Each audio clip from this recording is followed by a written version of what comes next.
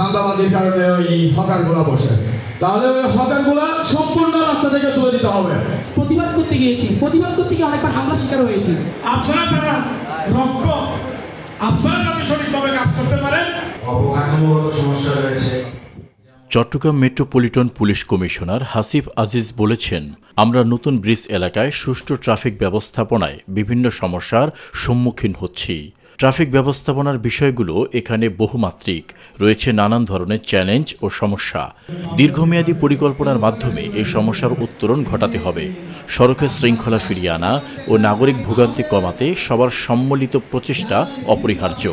আইন শৃঙ্খলা রক্ষার পাশাপাশি ট্রাফিক ব্যবস্থাপনার উন্নয়নে নাগরিক সচেতনতা, সহযোগিতা ও পরিকল্পিত উদ্যোগ অত্যন্ত গুরুত্বপূর্ণ।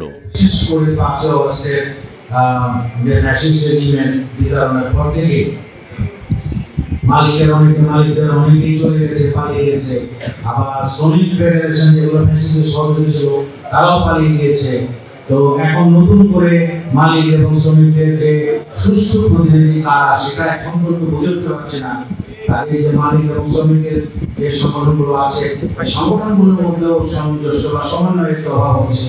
দুপুর 2:30টায় নগরীর অন্যতম ব্যস্ত এলাকা নতুন ব্রিজ এলাকার একটি কমিউনিটি সেন্টারে আয়োজিত সুষ্ঠু ট্রাফিক ব্যবস্থাপনা সম্পর্কিত সমন্বয় ও মতবিনিময় সভায় প্রধান অতিথির বক্তব্যে তিনি এসব কথা বলেন।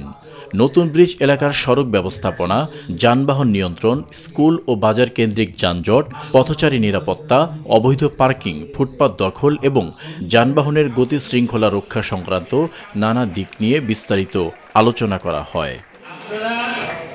প্রধান অতিথি উপস্থিত সাংবাদিক ও স্টেক হোল্ডারদের বক্তব্য মনোযোগ সহকারে শুনেন এবং তাদের গঠনমূলক পরামর্শ সাদরে গ্রহণ করেন।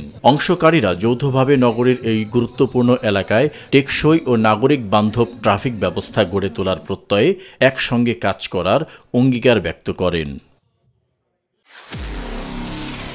নিরপেক্ষ, সত্য প্রকাশে আপোষহীন।